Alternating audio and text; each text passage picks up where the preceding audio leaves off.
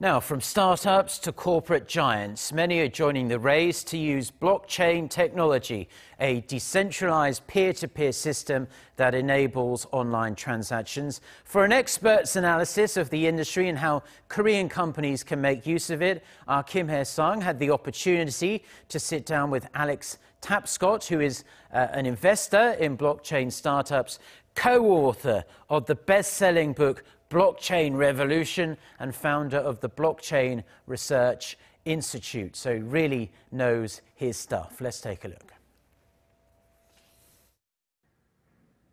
Blockchain, along with AI, Internet of Things, and robotics, is considered one of the core technologies of the fourth industrial revolution. Why is that? So what blockchain represents is a new evolution of the internet.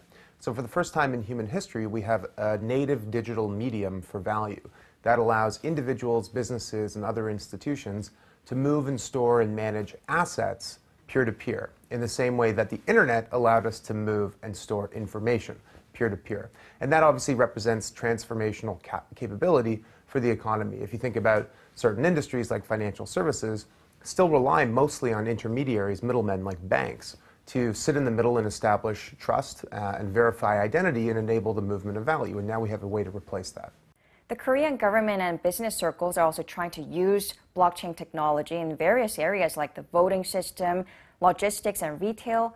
Where do you see blockchain become the biggest driving force here in Korea? Well, I think, financial services. I think that Koreans could reinvent banking and use it as a new platform to access customers outside of Korea and also to broaden the services inside of Korea.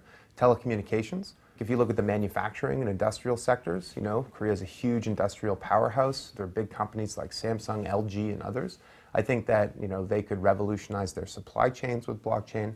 What are some challenges that blockchain technology needs to overcome so that more companies can use the technology and really create disruptions across sectors? Well, there are at least 10 different challenges. And there's so many, actually, that we dedicated a whole chapter in the book, Blockchain Revolution, to addressing each of these.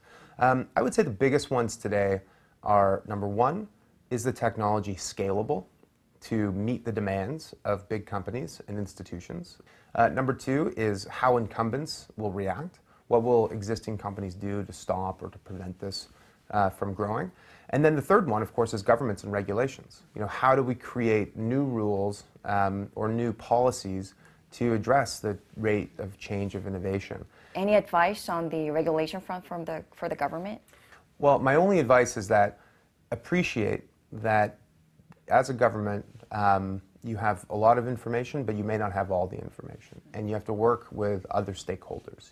And they should consider working very closely with industry to create the new regulations. The biggest issue today is we're not a token, is a security, a stock. And I think in some cases that's true, and in other cases it isn't. And figuring out which one is which and how to regulate it is very, very important. Tapscott, founder of Blockchain Research Institute, thank you so much for your time today. My pleasure. Thank you.